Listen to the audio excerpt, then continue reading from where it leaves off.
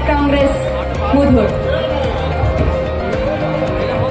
ಸಾಮಾನ್ಯ ನಮ್ಮ ನೆಚ್ಚಿನ ನಾಯಕರಾದಂಥ ಆರ್.ಬಿ. ತಿಮ್ಮಾಪುರ ಅವರ 64ನೇ ಹುಟ್ಟುಹಬ್ಬದ ಇವತ್ತಿನ ವೇದಿಕೆಯಲ್ಲಿ ದಿವ್ಯ ಸಾನ್ನಿಧ್ಯವನ್ನು ವಹಿಸಿರುವಂತಹ ಬಬ್ಬಾದಿ ಮಠದ ಮಹಾಸ್ವಾಮಿಗಳು, ಅದೇ ರೀತಿ ಸಮಯದ ಅಭಾವವಿರುವುದರಿಂದ ವೇದಿಕೆ ಮೇಲಿರುವಂಥ ಎಲ್ಲ ಹಿರಿಯ ಮೇಧಾವಿ ಮಠಾಧೀಶರಿಗೆ ಸ್ವಾಗತ. ಜೊತೆಗೆ ನೀವು ಆತ್ಮೀಯರು ಶ್ರೀ ಸಿದ್ದಣ್ಣ ಕಣ್ಣೂರವರನ್ನು ವೇದಿಕೆಗೆ ಸ್ವಾಗತ ಮಾಡ್ಕೊಳ್ತಾ ಇದ್ದೀವಿ. ಜೊತೆಗೆ ಲೋಕಾಪುರ ಮತ್ತು ಬ್ಲಾಕ್ ಕಾಂಗ್ರೆಸ್ ಅಧ್ಯಕ್ಷರಾದಂಥ ಅಶೋಕ್ ಕ್ಯೂಡಿಯವರನ್ನು ಕೂಡ ಈ ಒಂದು ವೇದಿಕೆಗೆ ಸ್ವಾಗತ ಮಾಡ್ಕೊಳ್ತಾ ಇದ್ದೀವಿ.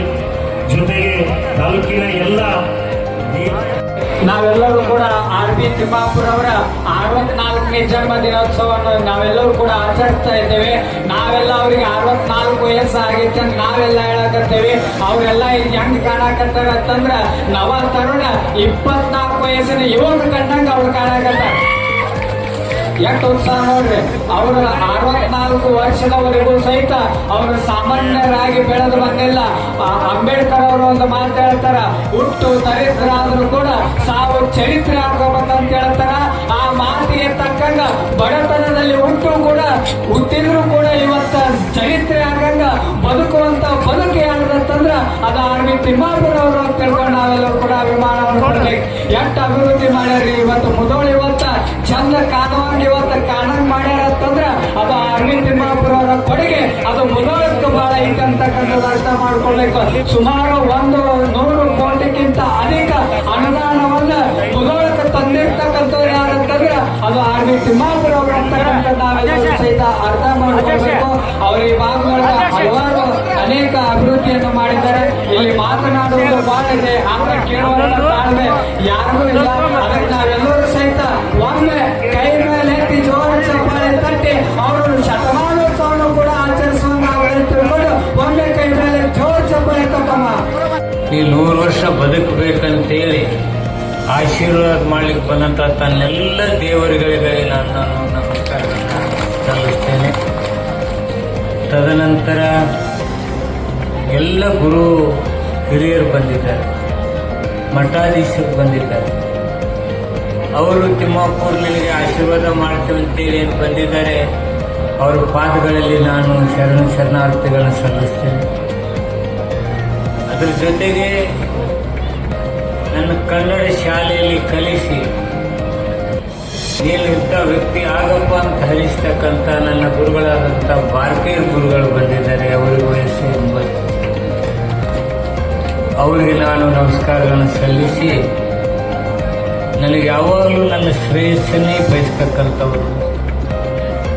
ತಿಮ್ಮಾಪುರವರೇ, ನೀವು ಟಿಕೆಟ್ ತಗೊಂಡು ಬರಬೇಕು, ನಾವು ನಿಮ್ಮ ಜೊತೆ ಶಾಸಕರಾಗಬೇಕು, ನಾವು ನಿಮ್ಮ ಜೊತೆ ಇರ್ತೇವೆ. ಯಾವತ್ತು ಕೇಳಿದ್ರು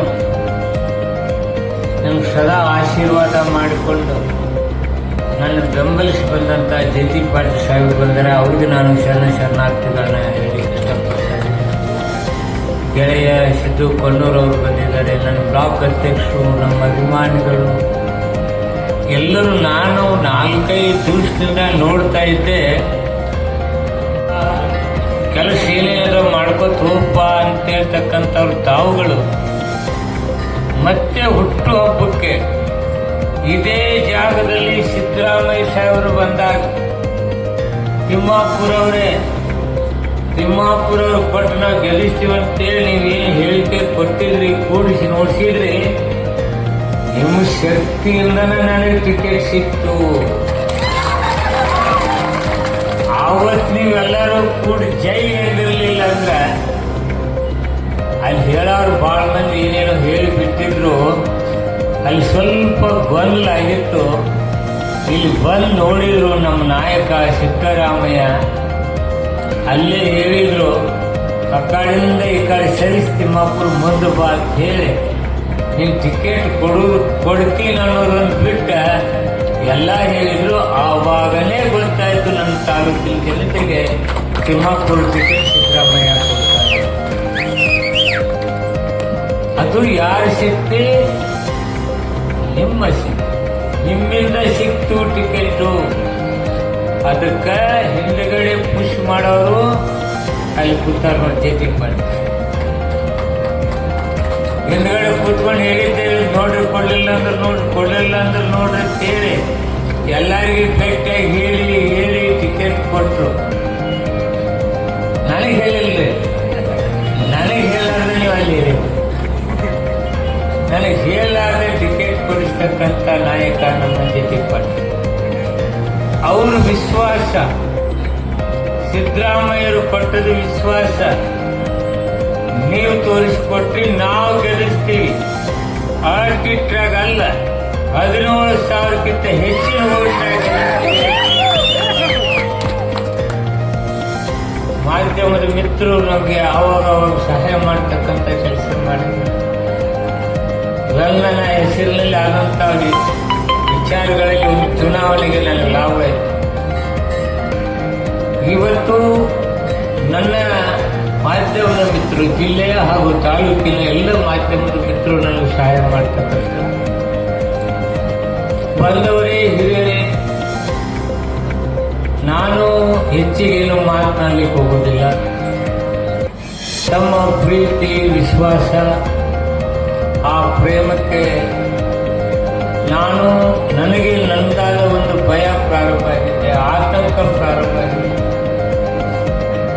ಏನಪ್ಪ, ನಾನು ಬರೀ ಆರಿಸಲಿಲ್ಲ, ಮತ್ತೆ ಪ್ರೀತಿಯಿಂದ ಎತ್ತುಕೊಂಡು ತಿಮ್ಮಾಪುರರ ಹುಟ್ಟುಹಬ್ಬಕ್ಕೆ ಇಷ್ಟೆಲ್ಲ ಪ್ರೀತಿ ತೋರಿಸಿದ್ರಲ್ಲ, ಈ ಋಣ ಹೆಂಗೆ ತೀರಿಸಬೇಕು ಅಂತಕ್ಕಂಥ